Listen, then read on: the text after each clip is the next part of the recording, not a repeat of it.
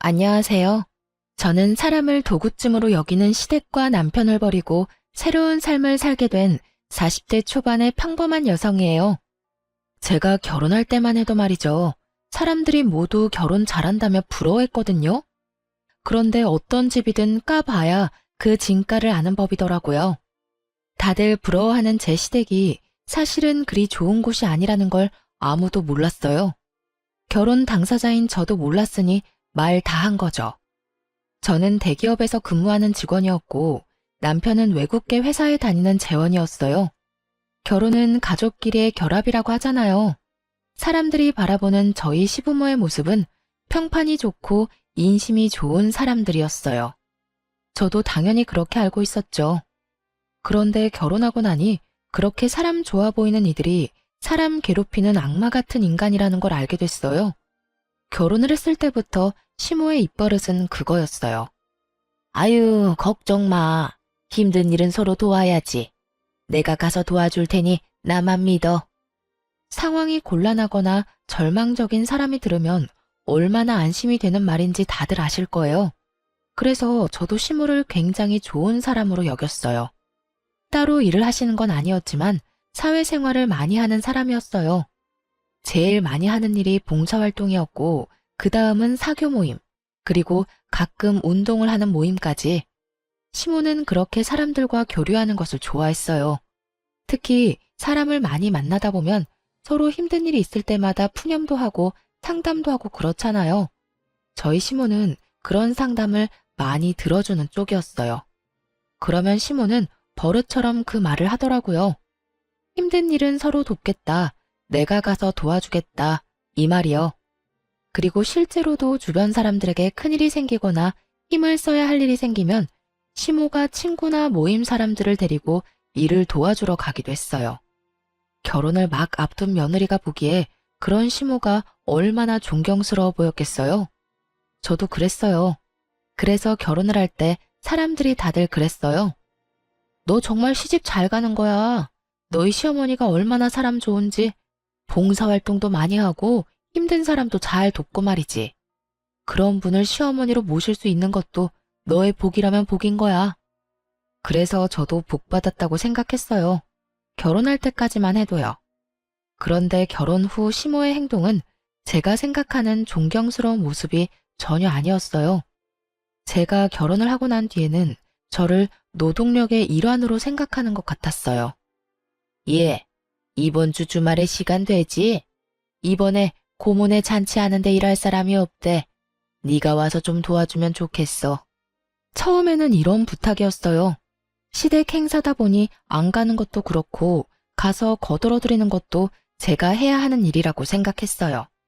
그렇게 가족이 되는 거라고 믿었죠. 그런데 몇 번 가족 행사에 불려간 뒤로는 가족이 아닌 사람들의 행사에도 저를 불러내더군요. 오지랖이 넓은 건지 뭔지는 모르겠지만 사람들이 말하는 모든 일에 자기가 일하겠다며 나서는 걸 보면서 이제 그만 좀 하라고 소리라도 지르고 싶은 마음이었어요. 좋은 일 하는데 왜냐고요? 시모는 저를 불러서 일을 시켜놓고는 자기는 하하호호 사람들과 웃고 떠들며 즐기기만 했거든요. 게다가 그런 힘든 일을 하고 나서도 저한테 잘했다던가 고생했다는 말은 한마디도 한 적 없었어요. 어떤 때는 식사도 안 주고 부려먹는 일도 많았죠. 그래서 점점 시모의 부름에 거절하는 일이 많아졌어요. 다른 일정이 있어서 못 간다거나 갑작스레 일이 생겼다는 핑계를 댔죠. 그런데 남편이 제 스케줄을 알고 있으니 거짓말까지 하며 빼는 게 눈치가 보이더라고요. 그날도 그렇게 핑계를 대기 어려운 날이었어요. 시모가 전화가 왔더군요. 예, 너 이번 주말에 일 없다고 했지? 시간 좀 빼놔라. 아는 사람 집에 도배를 해야 하는데 도배할 사람이 없다잖니. 너랑 내가 가서 도와주고 오자고. 음식을 하거나 청소를 하는 게 아닌 너무도 전문적인 일에 저를 부르기에 저도 조심스레 한마디 했죠. 어머님, 도배는 저희가 가면 안 되는 거 아닐까요? 전문적인 기술이 필요한 일인데 저희가 갔다가 문제라도 생기면. 도배가 무슨 전문직이야? 그냥 붙이면 되는 일이지. 요즘에는 혼자서도 할 수 있도록 잘 나와. 그러니까 빠지지 말고 나와. 알았지? 그런데 그 도배한다는 집은 어느 분이에요? 아, 우리 사돈댁이야. 이번에 이사하면서 인테리어 비용이 너무 많이 나와서 걱정이라지 뭐니. 그래서 내가 가서 도배 정도는 도와준다고 했지. 그거는 붙이기만 하면 되는 거니까. 시모의 사돈댁에 저희 집과 시동생은 해당되지 않을 테고 신우의 시댁에서 부탁한 것 같았어요. 아니, 부탁이라는 말은 맞지 않았죠. 분명히 거기서는 가볍게 이야기했는데 또 시모가 오지랖 부려서 자기가 가겠다고 했을 거예요. 저는 이건 좀 아니라는 생각이 들었어요. 만약 신우의 집이었다면 뭐 우리 시댁 식구니까 나서줄 수도 있겠죠. 망쳐도 신우한테 잘 말하면 신우가 이해라도 해줄 테니까요. 그런데 신우의 시댁이라니 저한테 이보다 더 먼 관계는 있을 수 없었어요. 솔직하게 생판남이잖아요. 거절의 말을 꺼내고 싶었는데 시모가 전화를 탁 끊어버리더군요. 그래서 저는 소파에 늘어져 있는 남편에게 말했어요. 여보, 어머님이 이제는 아가씨 시댁에 도배 장판하는 것까지 도와주러 오래. 이게 맞아? 아니, 사돈이면 뭐든 조심해야 할 건데 그런 전문적인 일에 우리 같은 문외한을 쓰면 분명 문제가 생길 거라고. 그리고 내가 현장직도 아니고 사무직인 사람인데 그런 몸쓰는 일에 데려가서 일이 제대로 굴러갈지도 모르겠고. 그리고 무엇보다 가기 싫어. 당신이 어머님한테 좀 이야기해봐. 벌써 이게 몇 번째야? 주말마다 제대로 못 쉰 지 오래됐다고. 마음을 좀 곱게 써. 우리 엄마가 나쁜 일 같이 하지? 좋은 일이잖아. 누나도 도와주고 서로 돕는 거지. 그리고 뭐든 정성이 중요한 법이야. 가서 거들어줬다는 것만으로도 다들 좋아하실 거야. 마음을 곱게 쓰고 나쁘게 쓰고 할 문제가 아니지. 도대체 몇 번째야? 나는 하기 싫어. 그리고 우리가 그렇게 한다고 누가 알아주기는 해? 다들 어머님 칭찬만 하고 우리는 그냥 일용직 노동자 취급이잖아. 그리고 좋은 일이라기보다는 점점 친한 분들 일 도와주는 것 뿐이잖아. 보람도 없고 그냥 힘들기만 하다고. 제 말에 남편이 저를 한심스럽게 쳐다보더니 짜증을 확 내더군요. 그래서 가기 싫다는 거야? 어떻게 며느리가 돼서 그 정도도 못 해드려? 당신 그것밖에 안 되는 사람이었어? 그것밖에 안 되는 사람이 뭔데? 남 일 도와주다가 내일 못하게 생겼는데 그게 왜 내가 욕먹을 짓이야? 그리고 세상의 며느리들은 전부 시모가 받아온 일에 다 차출되어 나가야 하니? 며느리가 노동력으로 인정되던 건 옛날 일이야. 내가 돈을 못 벌어? 집안일을 못해? 애를 못 낳았어? 남들 하는 만큼 하고 더 하고 있는데 너는 이런 나한테 또 일 시키고 싶어? 말이 통하지를 않네. 그럼 일이라고 생각하지 말고 가족끼리 교류라고 생각해. 그러면 일하기 더 쉽겠지. 남편놈 말에 화가 확 나더라고요. 이게 자기 일 아니라고 아주 아무 말이나 짓거리더라니까요. 그렇게 도배일을 하러 가서 결국 고생이라는 고생은 다 하고 왔어요. 그 다음 날은 팔을 못 움직일 정도로 근육통이 왔고 몸살에 걸릴 정도였거든요. 게다가 전문가가 아무리 알려줘도 기술이 없으니 얼마나 허술하게 붙였겠어요. 그게 제 눈에도 보이더라고요. 도와주면서도 저는 걱정부터 됐는데 정작 시모는 태연자약하게 사돈어른과 대화 나누고 있더군요. 그래서 열심히 하지 않았어요. 그냥 제가 많이 힘들지 않을 정도로만 했어요. 왜 힘내야 하는지도 모르겠고 잘한다고 떡 하나 더 줄 거 아니라는 걸 아니까요. 그렇게 도배일을 하고 나서 저도 남편에게 제가 느낀 그대로 돌려주기로 했어요. 그리고 때를 기다렸죠. 여보, 이번 주 토요일에 엄마가 밥 먹으러 오라는데? 이번 주 토요일? 응. 당신 요새 얼굴 못 본 지 좀 됐잖아. 엄마가 오면 맛있는 밥 사준대. 밥이나 함께 얻어먹고 오자. 남편은 오랜만에 외식에 기분이 좋았는지 흔쾌히 저희 친정으로 가기로 했어요. 그리고 저는 속으로 코웃음을 쳤죠.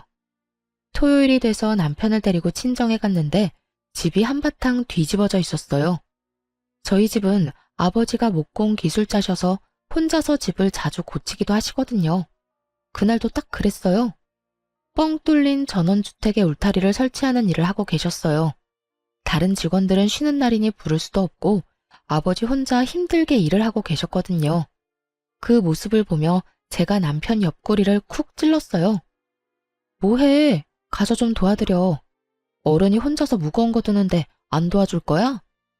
제가 그렇게 말하자 남편이 인상을 팍 쓰더니 느릿느릿 친정아버지에게 갔어요. 저는 그런 남편 뒤통수에 대고 큰 소리로 외쳤죠. 아빠, 박서방이 도와준대. 일 빨리 마치고 맛있는 거 먹자. 제 목소리에 남편이 뒤를 돌아보며 이게 무슨 짓이냐는 표정으로 쳐다보더라고요. 저는 씩 웃어줬어요. 그리고 친정아버지한테 한마디 덧붙였죠. 박서방 힘세. 일 팍팍 시켜. 그렇게 남편의 고난은 시작됐어요. 울타리는 목재를 세우기로 했고 틀은 철이었죠. 그 무겁고 단단한 걸 옮기는 일은 남편이 도맡았고요. 도배 일과는 다르게 전문적인 건 아버지가, 힘쓰는 건 남편이 하니 결과에 대한 걱정도 없었어요. 다만 힘쓰는 사람이 많이 힘들었을 뿐이죠. 그렇게 오전부터 일을 시작해서 중간에 국수 한 입 하고 저녁까지 일만 했어요. 그리고 저녁 식사로 돼지갈비를 얻어먹고 왔어요. 내려오는 길에 남편이 그러더군요. 당신 이거 일부러 그랬지? 식사하자고 불러서 일 시키려고. 무슨 생각으로 이런 짓을 한 거야? 무슨 생각? 좋은 일 할 때 같이 하자며. 어머님은 시댁일 아니라도 열심히 참견해서 좋은 일 하잖아. 나 데리고. 그러면 당신도 우리 집에 좋은 일 좀 해주면 안 돼? 당신은 이번이 처음이면서? 제 말에 남편이 당황한 듯 말했어요. 아니, 그거랑 이거랑 같아? 그건 좋은 일 하자고 부르는 거고, 엄마가 너한테 악감정이 있어서 그러는 것도 아니잖아. 나라고 당신한테 악감정이 있어서 그러는 거 아닌데? 그냥 당신도 느껴보라고. 당신이 지금 느끼는 그 기분이 내 감정인 거. 어머님한테 불려갈 때마다 그런 감정 느끼는데 당신도 이제는 이해가 되지? 그러니까 앞으로도 계속 우리 집에 불려올 거 아니면 당장 어머님한테 나 불러내서 노동력으로 쓰는 거 하지 말라고 말해. 너도 나한테 강요하지 말고. 제 말에 남편이 어이없다는 듯 저를 쳐다보더군요. 뭐라고 말하고 싶은데 할 수 있는 말이 있을 리가요. 화를 안 냈으면 또 모르겠는데 이미 화도 다 냈고 상황은 자기보다 제 쪽이 더 나빴고 그러면 답이 나온 거죠. 입도 뻥긋 못하는 남편 얼굴을 보며 웃으며 말해줬어요. 아니다 싶으면 어머님한테 아무 말 하지 말고 나 거기 일하러 보내도 돼. 대신 알지? 우리 친정집이 주택이야. 할 일이 주말마다 쌓이는 곳이지. 얼마 전에 들어보니까 지붕 뚫고 거실에 통나무 난로 하나 드리려고 하던데 그거 할 때 당신 부르면 잘할 것 같네. 안 그래? 제 말에 남편놈이 잠시 상상하는 듯 하더니 금방 꼬리를 내리더군요. 알았어. 내가 엄마한테 잘 말해볼게. 대신 너도 앞으로 이런 일 자제해. 쉬는 날 쉬지도 못하고 이게 무슨 봉변이야? 내 말이 쉬는 날 쉬지도 못하고 어머님한테 도대체 몇 달을 불려갔어? 당신이 생각해도 너무한 거 맞지? 제 말에 남편이 또 한숨을 쉬며 입을 꾹 다물었어요. 입을 열면 열수록 손해라는 걸 알고 나니 더 이상 아무 말 없더라고요. 그러게 이런 조치를 취하기 전에 알아서 잘했어야죠. 그런데 남편이 난감한 얼굴로 중얼거리더라고요. 아, 근데 엄마한테 어떻게 이야기하지? 말 꺼내자마자 난리 날 건데. 그래서 안 할 거냐는 식으로 째려보니 남편이 급히 변명하듯 말하더군요. 아니, 나한테만 그러는 게 아니라 당신한테도 뭐라고 할까봐 그러지. 그런 고민은 며칠 뒤에 쏙 사라져버렸어요. 남편이 좀 더 쉽게 이야기할 수 있는 상황이 만들어졌거든요. 시댁 모임 자리에서 신우가 씩씩거리며 들어와서는 시모에게 한바탕 퍼부은 거예요. 엄마, 앞으로 우리 집안일에 뭐 해주겠다고 나서지 마. 내가 엄마 때문에 얼마나 쓴소리 들었는지 알기나 해? 게다가 돈도 2배로 들고. 응? 그게 무슨 소리야? 무슨 쓴소리를 들어? 엄마가 도배 도와줬잖아. 그때 하고 나서 그 방만 도배가 다 울고 풀자국도 보이고 몰딩에 흠집까지 나서 시어머니가 나한테 괜히 사돈댁에 맡겨서 말도 못하고 이게 무슨 일이냐고 하셨어. 아니, 전문가가 하라는 대로 했으면 다 잘 된다며. 그거 그냥 가서 붙이면 그만이라며? 돈 아끼려다가 이게 뭐야? 시모가 저를 돌아보면서 묻더군요. 너 하라는 대로 안 했니? 왜 저런 소리가 나와? 저야말로 황당했어요. 그걸 왜 저한테 묻는지. 어머님, 제가 미리 말씀드렸잖아요. 기술자도 아닌데 잘못하면 욕 얻어먹는다고요. 전문 인력도 아니니 문제 생기는 것도 당연하고요. 게다가 도배장판은 이삿짐 들어와 버리면 고치기도 쉽지 않아서 하자가 생기면 제일 번거롭기도 하고요. 상식적인 거죠. 너 일하기 싫어서 일부러 그런 거야? 그런 거면 미리 말해. 엄마, 그만해요. 와이프 사무직이야. 손재주가 그렇게 좋은 사람도 아니고. 그런 사람 불러다가 일 시키는 것도 상식적으로 생각하면 좀 아니지. 그리고 이 사람 생각도 좀 해요. 추궁할 게 아니라. 일해주고 욕 얻어먹는 것만큼 기분 나쁜 일이 어딨어요? 그것도 원해서 한 일도 아니고 시켜서 한 일인데. 뭐? 며느라가, 너도 그렇게 생각하니? 너도 원해서 한 일이 아니라서 열받아? 기분 나빠? 그래서 다 망쳐놨어? 어머님, 일부러 망치려고 한 게 아니라 열심히 했는데도 망한 거예요. 그리고 남한테 인심을 쓰시고 싶으시면 제대로 인심을 쓰셔야죠. 저 같은 초짜 데리고 다니면서 인심 쓰니까 결국 이렇게 문제가 생기는 거잖아요. 그러니까 앞으로는 저 말고 전문가를 데리고 다니세요. 그러면 이런 일도 없을 거예요. 제 말에 시모 얼굴이 부글부글 하더군요. 하지만 틀린 말은 아니었으니 뭐라 말도 못했어요. 게다가 신우가 거기에 확인 사살까지 했거든요. 엄마, 제발 오지랖 좀 부리지 마. 내가 욕먹는 건 어떻게든 참아도 돈 2배로 드는 건 못 참거든? 엄마가 이번에 도배며 장판 다 망하게 만드는 바람에 결국 새 업자 불러서 새로 해야 했어. 짐도 다 옮겨야 했고. 제발 상식적으로 생각하고 행동해. 그렇게 딸과 아들에게 한 소리 듣고서야 시모는 더 이상 저를 불러내지 않았어요. 속 편했죠. 결혼하고 몇 달 만에 편히 쉬는 주말이 이어졌으니까요. 그런데 시모의 문제를 해결했더니 이번에는 시부가 말썽을 피웠어요. 시모는 저를 노동력으로 봤지만 시부는 저를 통장으로 봤거든요. 시부도 시모와 비슷한 사람이었어요. 선심을 쓰고 싶은 사람, 그리고 그걸로 생색을 내며 다른 사람의 존경을 받는 걸 좋아하는 사람. 딱 그런 유형의 사람이었죠. 그런데 시부도 시모랑 똑같은 생각을 가지고 있더라고요. 남의 돈으로 인심 쓰고 자기는 존경받고 싶은 거요. 재주는 곰이 넘고 돈은 주인이 받는다는 말을 그대로 보여주는 사람들이었어요. 시부는 주위 사람들에게 명망 있는 사람처럼 떠받들어지고는 했는데 그게 모두 시부의 선심 때문이었어요. 주변에서 금전적인 도움을 요청하면 거절하는 법이 없었어요. 무턱대고 도와주겠다고 말부터 꺼내놓고 나중에 남편에게 돈을 빌려달라고 말하곤 했거든요. 남편도 모아놓은 돈이 없으니 매번 저한테 부탁을 하기 일쑤였고 저는 그런 남편에게 꼭 갚아야 한다고 말하고 빌려줬어요. 그래서 저는 솔직한 말로 강 건너 불구경 중이었죠. 돈을 빌려간 건 남편이라고 속 편히 생각했거든요. 그런데 시동생의 결혼을 앞두고 결혼할 여자와 함께 집에 왔을 때 일이 터졌어요. 아버지, 저희 신혼집 보고 있는데 돈이 좀 모자라요. 아버지가 좀 도와주시면 안 될까요? 그래? 얼마 정도 모자라냐? 5천만 원 정도 모자라요.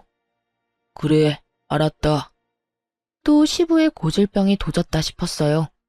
당장 5천만 원이 어디서 나서 도와준다고 저렇게 호언장담하나 싶었죠. 남편에게 이야기해봐야 돈 나올 구석이 없다는 걸 저는 알고 있었거든요. 그래서 당연히 남편한테 빌릴 거라고는 생각도 안 하고 있었죠. 그런데 시부가 갑자기 남편에게 묻더군요. 너 돈 있지? 동생 결혼한다는데 형이 그 정도쯤 해줄 수 있을 거라 생각한다. 돈 좀 마련해봐. 어이가 없었어요.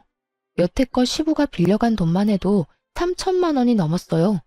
그렇게 저희 돈 가져가서 다른 사람에게 선심 쓰면 갚는 사람은 그 절반도 안 됐죠.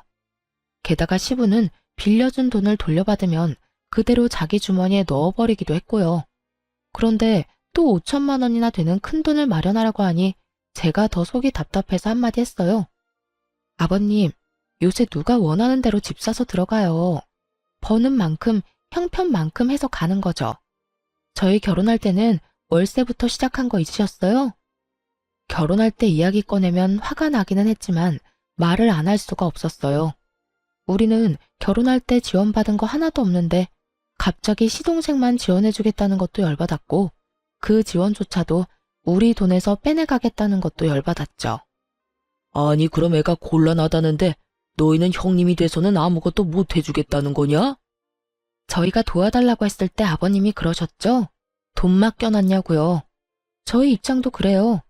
저희한테 돈 맡겨주신 것도 없으면서 왜 자꾸 돈 내놓으라고 난리세요? 내가 언제 돈 내놓으라고 했어? 동생 도와주라고 했지. 그 말이 그 말이잖아요.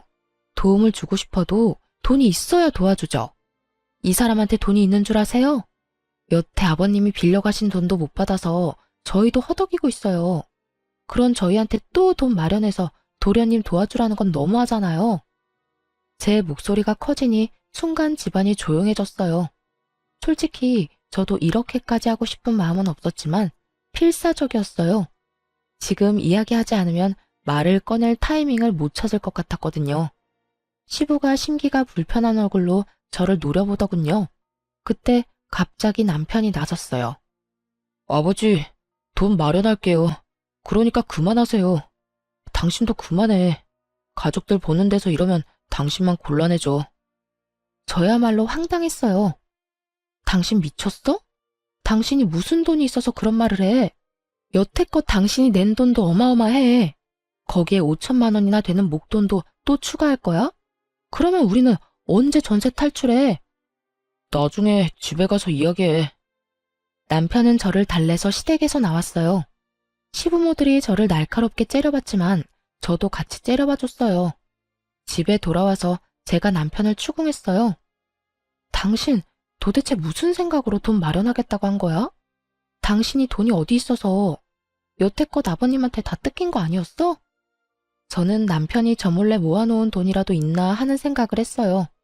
그게 아니면 저렇게 돈 마련해주겠다는 말이 나올 리 없잖아요.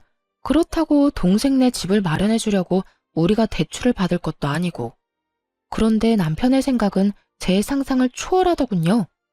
당신 얼마 전에 받은 유산 있잖아. 그거 6천만 원 정도 되지 않나? 그걸로 쓰면 되지. 너무 그렇게 열내지 마. 그 이야기에 가라앉았던 화가 순식간에 폭발하고 저도 모르게 쌍욕을 입에 담고 있더군요. 미쳤어? 정신 나갔니? 돌았냐고. 우리 아버지 돌아가시고 받은 유산을 네 동생 집 사는데 보태라고? 왜 이렇게 흥분해? 그럼 그 돈 뒀다 뭐 할 건데? 이참에 동생 좀 도와주면 뭐가 덧나? 와, 너무 어이가 없으니까 말도 안 나오네. 뒀다 뭐 하냐고? 근데 그거 내 돈이잖아. 내 허락은 맞고 약속을 하던지 말던지 해야 할 거 아니야. 어차피 당신 줄 거잖아. 아버지가 해달라는데 그럼 무시할 거야? 그래, 무시할 거야. 내가 그 돈을 왜 줘? 네 돈이야? 나는 절대 못 주니까 이번 일 네가 알아서 처리해. 그리고 내가 당신한테 빌려준 돈들, 그 돈도 다 받아와. 이성적으로 생각해. 지금 당장 그 돈을 어떻게 가져와? 상식적으로 말이 안 되잖아. 그럼 장인어른 죽고 나서 받은 유산으로 시동생 집 사는데 보탠다는 건 상식적으로 말이 되는 이야기야? 생각할수록 열받네. 우리 그냥 이혼할까? 내가 아무리 생각해도 이해가 안 가서 그래. 너는 화가 안 나? 네 돈으로 선심 쓰고 아무도 알아주지도 못하는데 화도 안 나? 그렇게 생각하지 마. 아버지 체면 생각해서 해주는 거잖아. 그리고 내가 해드리고 싶어서 해드리는 건데 그게 뭐가 나빠? 호구도 이런 호구가 없더라고요. 솔직히 이번 건은 선을 넘었다고 생각했고 저도 양보할 생각은 요만큼도 없었어요. 우리 이혼하자. 당신 생각에 내가 따라가지를 못하겠어. 너랑 같이 살면 순식간에 빈털털이 될 것 같으니까 우리 이제 그만하자. 제 이혼 요구에 남편은 아무렇지 않다는 듯 자리에서 일어나며 이야기하더라고요. 당신 지금 너무 흥분했어. 일단 진정하고 다음에 이야기해. 이혼은 무슨 이혼이야, 이런 일로. 명백히 회피하는 반응이었어요. 이혼 안 하고 싶으면 아버님한테 가서 말하고 오라고. 그러나 남편은 아무 말 없이 자리를 떴어요. 제가 그 돈 안 준다고 선언했으니 시부에게 당연히 안 될 것 같다고 말한 줄 알았어요. 그런데 시부가 저만 시댁에 오라고 하더군요.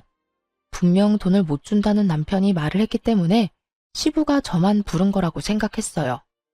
마음 단단히 먹고 갔는데 시부가 뜬금없는 말을 하더군요. 왜 다들 이렇게 연락이 없어? 막내 집 계약했는데 돈은 어떻게 됐냐? 잔금 치르는 날짜 알려줄 테니 그 전에 돈 붙이거라. 아버님, 그이가 돈 안 된다고 말 안 했어요? 무슨 소리야? 연락이 없어서 당연히 될 거라고 생각하고 있었는데 설마 이대로 돈 안 줄 참이냐? 그럼 막내 신혼집은 어떻게 할 거야? 이미 계약까지 했는데. 그거야말로 제가 알 바가 아니죠? 계약을 하든 뭘 하든 저는 이미 안 된다고 이야기했으니 남은 건 남편이랑 이야기하세요. 그리고 이렇게 됐으니 먼저 말씀드릴게요. 제가 분명 남편한테 그 돈 못 준다고 아버님한테 바로 이야기하라고 했거든요. 이야기 안 하면 이혼하자고까지 말했어요. 그런데 말을 안 했네요. 저희 이혼하면 아버님이 여태까지 남편한테 받아간 돈 다 돌려주셔야 돼요. 아버님이 가져다가 다른 사람들 도와주겠답시고 펑펑 뿌린 돈들 전부 다 제 돈이거든요. 악에 바친 것처럼 말하는 제 말에 시부가 제대로 된 답도 못하고 어리둥절해 하더군요. 그 돈이 왜 네 돈이야? 아버님이 가져가는 돈이 하늘에서 떨어지는 줄 알았어요. 남편이 자기 돈 모자라다고 저한테 빌려갔어요. 차용증까지 확실하게 작성해놓고. 이게 다 무슨 말이야? 그 돈이 우리 아들 돈이 아니라 네 돈이었다고? 네, 차용증까지 쓰고 빌려간 돈이요. 시부가 믿지 못하겠는지 남편에게 전화해서 얼른 시댁으로 오라고 했어요. 남편이 헐레벌떡 뛰어들어오고 시부와 함께 있는 제 얼굴을 보고 살짝 놀라더군요. 그런데 남편이 혼자 온 게 아니라 시동생과 함께 들어왔어요. 형, 진짜 그러는 거 아니야. 해주겠다 해놓고 입 싹 닦는 게 어딨어? 그리고 형수님도 너무한 건 마찬가지예요. 형이 돈 해주겠다고 했는데 왜 안 된다고 퇴짜를 놔요? 형이 벌어서 형이 쓴다는데 형수가 왜 난리냐고요? 돈 있다면서요. 그런데 왜 못 준다는 거예요, 왜? 지금 저한테 어떤 말을 하고 있는지 생각은 하고 입방정 떨고 있어요? 뭐라고요? 돈이 그렇게 필요하면 도련님 부모님 돌아가신 뒤에 그 유산으로 집 사세요. 이렇게 말하면 도련님은 기분이 좋아요? 도련님이 말하는 그 있다는 돈, 제 아버지 돌아가시고 받은 유산이거든요? 친정아버지가 죽고 나서 받은 유산을 제가 왜 도련님한테 써야 하죠? 제 말에 집안에 있는 모두가 꿀먹은 벙어리처럼 아무 말도 못하고 서로 눈치만 보더군요. 그 돈 뒀다 뭐에 쓰냐는 남편보다는 그나마 정상적인 반응이었죠. 여보, 진정해. 왜 여기까지 와서 이래? 나랑 이야기하자니까. 일단 진정하고. 뭘 진정해? 나 당신이랑 이혼하겠다고. 여기 내가 오고 싶어서 온 줄 알아? 아버님이 왜 돈 안 주냐고 잔금 치르는 날까지 돈 붙이라는 말하려고 날 여기에 부른 거라고. 이 호구호구 상호구야. 나 너랑 결혼 생활 유지할 생각 없으니까 내 몸에 손대지 마. 그래도 이혼이라는 말 쉽게 내뱉지 마. 난 당신이랑 이혼할 생각 없다니까. 그럼 나한테 사과하고 아버님한테 그 돈 못 준다고 이야기하라고 했잖아. 내 말 다 무시하면서 나하고 이혼을 안 하겠다는 심보는 무슨 심보야? 남편이 왜 이혼을 안 하려는 건지 대충 짐작은 갔어요. 이혼을 하려면 저한테 빌린 돈도 다 갚아야 했고 제가 벌 돈이 아까웠던 건지도 모르죠. 어떻게든 떼어내고 싶었던 저는 남편에게 거짓말을 하기로 했어요. 그래, 그럼 이혼하지 말고 같이 살자. 잘 됐네. 안 그래도 나 그 유산 다 쓰고 없거든. 당신이 그 말 했을 때 너무 화나서 명품 가방 비싼 거 해외 직구로 구매해놨어. 오는데 3주 걸린다더라. 그리고 당신한테 속이고 있었는데 나 퇴사까지 했어. 내일부터 일 안 가. 돈 버는 거 없으니까 당신이 이제 나 먹여 살리면 되겠네. 제가 배째라식으로 나오니 이번에는 남편이 눈에 띄게 당황하더군요. 설마 진짜로 퇴사했어? 당신 거기서 받는 연봉이 얼만데 거기를 그만둬. 그리고 명품 가방? 당신 생각이 있는 거야? 그 돈을 다 쓰면 어떡해. 내가 그 돈 안 쓰면 너희 집에 다 뺏기게 생겼는데 안 쓰고 배겨? 나를 여기까지 몰아붙인 게 너야. 내 탓하기 전에 네 행실부터 돌아봐. 내가 이런 미친 짓이라도 안 했으면 어떻게든 우리 아버지 유산 너희 집에 갖다 바치지 못해서 안달이 났겠지. 안 그래? 제 말에 남편이 이마를 짚으며 탄식을 하더군요. 거짓말이지. 퇴사했다는 거 거짓말이지. 내일부터 두 눈으로 확인하면 되겠네. 태연스럽게 말하는 저를 의심의 눈초리로 바라보던 남편이 일단 집에 돌아가자며 저를 데리고 나왔어요. 뒤에서 시부와 시동생이 돈 어떡할 거냐고 소리치자 남편이 꽥 소리를 지르더군요. 지금 상황 심각한 거 안 보여요? 그리고 너 돈 필요하면 대출을 받든지 처갓집 가서 부탁을 하든지 네가 알아서 해. 형한테 기댈 생각하지 말고. 제가 땡전 한 푼 없이 퇴사까지 해서 돈도 못 벌 상태라고 생각했는지 남편 놈은 여태껏 어떻게든 돈 마련해 주려던 자기 동생에게 매우 냉정하게 거절하더군요. 그 모습을 보니 이혼에 대한 마음이 확실하게 섰어요. 이 남자도 자기 부모님이랑 똑같은 인간이구나 싶었거든요. 자기 돈으로는 아무것도 해줄 생각 없고 그저 마누라 버는 돈으로 생색내면서 인심 쓰고 싶은 인간이란 걸 고스란히 보여줬잖아요. 어떻게 하는 짓이 모두 똑같은 건지. 그렇게 집으로 돌아온 저는 남편 몰래 직장에 연락해서 이번 달 말에 사용하기로 했던 리프레시 연차 2주를 내일부터 당장 쓰게 해달라고 부탁했어요. 그렇게 그 다음 날부터 진짜로 회사 출근을 하지 않았어요. 하루 이틀 정도는 연차라도 쓴 거 아닌가 의심하던 남편이 의심을 거둔 날은 연차 쓴 지 3일째 되는 날이었죠. 제가 그날 이력서를 컴퓨터로 작성하고 있었거든요. 그 전날에는 증명사진을 찍고 왔고요. 부지런히 각종 자격증 사본을 준비하고 자기소개서를 작성하는 저를 보더니 남편이 정말 제가 그만뒀다고 확신을 한 모양이었어요. 그날 저녁에 저한테 와서 그러더군요. 당신 진짜 일 그만뒀어? 그러면 퇴직금은? 퇴직금도 다 썼어? 퇴직금 아직 나오려면 멀었지만 그거 나오면 차부터 살 거야. 여태껏 차 없이 다녔잖아. 당신이랑 이혼하고 나면 차라도 있어야 내 맘대로 가고 싶은 곳 갈 수 있을 것 같아서 돈 나오면 바로 살 거야. 제 말에 남편이 머리를 벅벅 긁더군요. 이혼하자고 했지? 그래, 이혼하자. 그게 좋겠어. 당신처럼 책임감 없는 사람하고 사느니 그냥 이혼하는 게 나을 것 같아. 이혼은 협의 이혼할 거지? 협의 이혼 조건만 가능하면 그것도 괜찮지. 어차피 우리 둘 다 돈 없는 거 마찬가지고 전세금은 반반 내서 들어왔으니까 각자 낸 만큼 나눠 가지면 되겠네. 그리고 당신이 나한테 빌려간 돈 3천만 원. 그만큼 당신 몫에서 뺏어줄 거야. 계산 깔끔하지? 제 말에 남편 놈이 한숨을 계속 내쉬더라고요. 그거 살면서 시아버지한테 용돈 줬다고 생각하면 안 돼. 굳이 그걸 갚을 필요가 있냐고. 그렇지 않아도 돈 없어 죽겠구만. 솔직히 내가 쓴 돈도 아니잖아. 나는 그저 중간에서 빌려만 줬을 뿐이고. 나도 돈 없는 건 마찬가지야. 그러면 소송하던가. 난 뭘 해도 상관없으니까 당신이 정해. 이혼 소송하면 나는 당신이랑 시댁이 나한테 어떤 짓 저질렀는지 싹 다 이야기할 거야. 증거도 수북히 쌓여있거든. 원하는 대로 해. 지저분하게 굴다가 다 놓칠 건지 줄 거 주고 깔끔하게 헤어질 건지. 웃기지도 않았어요.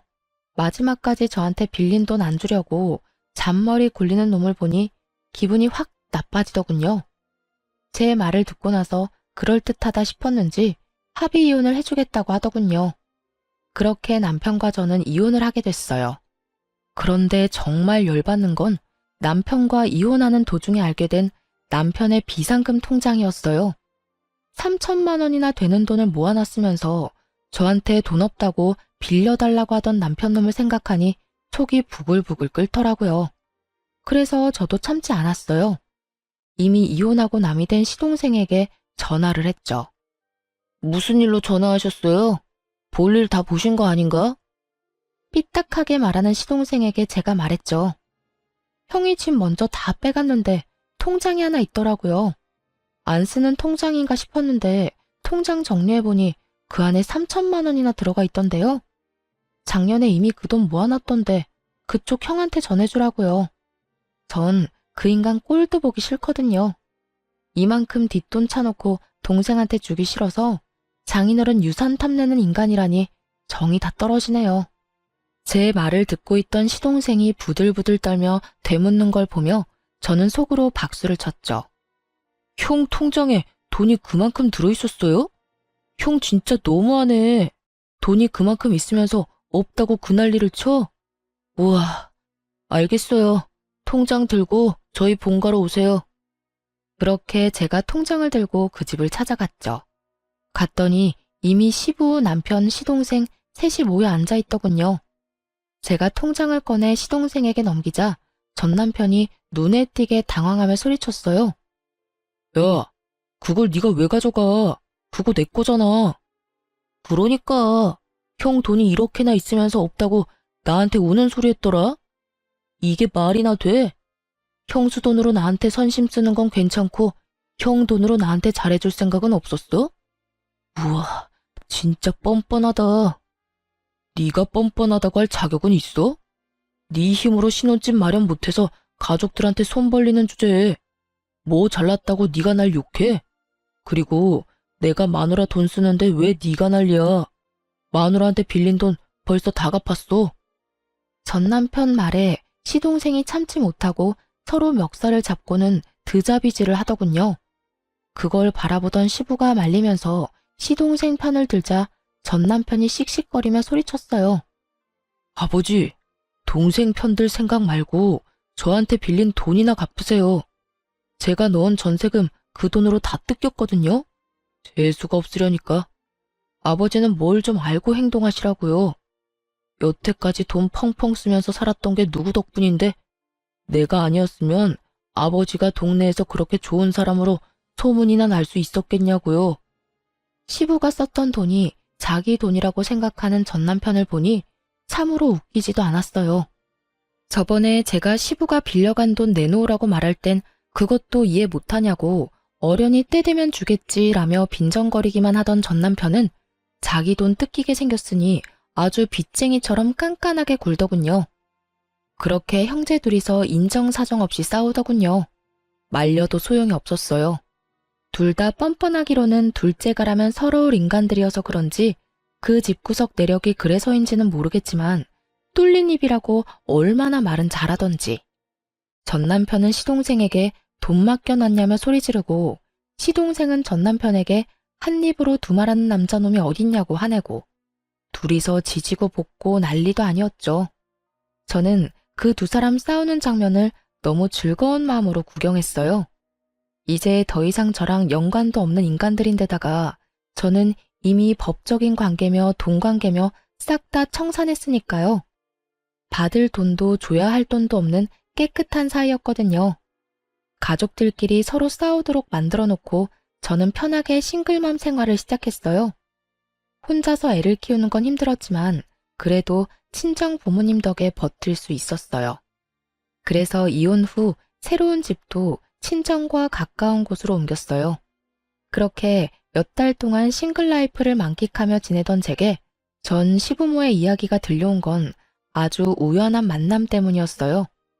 시모의 봉사활동 모임에서 자진 탈퇴한 분과 저희 할머니의 상담차 갔던 사회복지센터에서 만나게 됐거든요.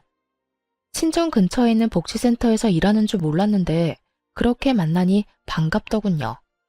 그 사회복지사가 저한테 말해주더라고요. 두 사람의 씁쓸한 현재의 모습을 말이죠. 이혼했다고 들었어요. 그런데 내가 이런 말 하는 거 좀 선 넘는 것처럼 들릴지는 모르겠지만 진짜 이혼 잘했어요. 그 사람들 마지막에는 정말 최악이었거든요. 무슨 일 있었던 모양이네요. 저는 이혼하고 나서 별 신경을 안 써서 소문 같은 것도 못 들었거든요. 정말요? 그 집 한동안 정말 조용했거든요. 알다시피 거기 할머니 할아버지가 쓸데없이 오지랖이 대단했잖아요. 그래서 도와줬던 사람들이 꽤 많았어요. 아들 이혼하기 전까지는 그렇게 활발하게 활동하더니 아들 이혼하고 나서는 사람들하고 연락을 뚝 끊더라고요. 집에 안 좋은 일이 있으니 다들 그러려니 했지만 모르는 사람들은 또 모르잖아요. 그러니 예전에 도움받았던 사람들이 왜 자기 연락은 안 받냐면 난리가 난 거예요, 글쎄. 저와 남편이 이혼하고 나서 얼마간은 조용했다고 해요. 그런데 그 두 사람이 다른 사람들의 존경과 관심을 한 몸에 받다가 조용히 살려니 얼마나 좀이 쑤셨겠어요. 그렇지만 그때와는 다르게 지금은 돈 대줄 사람도 없잖아요. 그래서 조용히 있었던 모양인데 주변에서 연락이 그렇게 왔다고 하더라고요. 예전에 시모와 시부가 오지랖으로 도와줬던 사람들에게서요. 그들이 고맙다는 인사를 하러 연락한 게 아니었다고 하더라고요. 또 다른 도움의 손길을 찾아서 시부모에게 연락을 한 거였죠. 전화를 받으면 도와달라고 난리고 그걸 거절하면 왜 자기 부탁은 거절하냐며 난리고 여하간 한동안 시끌했어요. 근데 그 집 사정도 들어보니 딱하던데요. 여태 도와준 것도 다 돈 빌려서 도와준 거였다고 하던데 요새 세상에 그렇게 남 돕는 일이 쉽지 않잖아요. 그래서 우리가 도울 일 없나 하고 알아봤는데 그때 알게 된 거죠. 이분들이 봉사에는 관심이 요만큼도 없고 여태껏 남을 도울 수 있었던 것도 며느리한테서 빌린 돈 때문이었다는데 우리가 그 이야기 듣고 어찌나 놀랐는지. 그리고 사돈 유산까지 달라고 떼를 썼다던데 어떻게 인간의 탈을 쓰고 그런 짓을 할 수 있을까요? 이야기 듣는데 참 웃겼어요. 여태껏 며느리 돈과 노동력으로 인심 펑펑 쓰며 다른 사람 관심을 얻던 분들인데 이제는 제가 없으니 돈 나올 구석도 없었겠죠. 그래서 그 사람들의 요구를 다 거절했던 것 같더라고요. 남을 도우려면 자기한테 여력이 있어야 하고 여력이 없으니 못하는 것일 뿐인데 그 사람들이 자기들을 무시한다는 오해를 한 모양이더라고요. 그때야 어디서든 돈을 마련할 수 있었겠지만 지금은 전 남편과 시부 사이도 틀어져서 돈은 구경도 못한다는 말을 들었었거든요. 그러니 평소라면 도와줬을 사람들을 못 도와주게 됐고 그걸 또 동정 여론을 만들어 보려고 했는데 결국 까서 보니 다 자기들이 뿌린 씨앗이었다는 걸 다른 사람들이 알게 된 거죠. 어쨌든 우리가 그 사실을 알고 얼마나 놀랐는지 당장 그 사람들하고 거리 두고 빠져나왔죠. 그랬더니 그 집 어른들한테 도움을 받았던 사람들이 모조리 그 집에 찾아와서 그때 해줬던 게 모자라니 더 해달라고 적반하장으로 요구하고 나서더라고요. 사람이라는 게 참 간사해요. 호의를 베풀면 그게 권리인 줄 아는 사람도 있거든요. 결국 그 때문에 크게 놀라서는 집 문을 걸어 잠그고 지금까지 왕래를 안 한다고 들었어요. 그 이야기를 듣는데 코웃음이 다 나더라고요. 자기 것이 아닌 것을 나누면서 그 모든 관심과 영광을 차지하려고 한 걸 보면 욕심이 끝도 없는 사람들이기도 하죠. 뭐 그러다가 지금처럼 험한 꼴 당하고 있는 거긴 하지만요. 이야기를 들으며 속으로 몇 번이나 그때 이혼한 게 천만다행이라며 가슴을 쓸어내렸어요. 만약 제가 더 어리숙한 사람이었다면 지금도 영문도 모른 채 시부와 시모에게 노동력과 돈을 착취당하고 있었을 테니까요. 그 지옥에서 잘 빠져나온 저는 여전히 다니던 대기업에서 일하며 아이를 열심히 키우고 있어요. 전 남편이 일 그만둔 거 거짓말이었냐며 성질을 냈지만 지금에 와서 그놈이 할 수 있는 게 뭐가 있겠어요. 이제 와서 후회하며 성질 내봤자 바뀌는 건 아무것도 없어요. 그걸 그놈도 알고 있으니 성질만 내고 말더라고요. 싸움에 진 개가 성질만 내며 돌아가는 꼴을 보니 기분은 나쁘지 않더군요. 여러분, 남들이 부러워하는 삶이라는 게 좋은 것만은 아니에요. 그 이면에는 우리가 생각지 못하는 더러운 면들이 더 많을지도 몰라요. 그러니 결혼은 신중하게 하세요. 너무 잘난 것도 아니고 너무 못난 것도 아닌 어중간한 사람이더라도 평범하기만 하다면야 속 썩이고 살 일 없을 테니까요. 이상 저의 속 터지는 대화 한 장의 연속이었던 결혼 생활에 대해 지금까지 들어주셔서 너무 감사해요. 저는 즐겁게 읽어주셨으면 그걸로 좋아요. 당시에는 고통이었지만 지금은 저에게도 쌤통인 일이거든요. 그럼 오늘도 즐거운 하루 보내세요.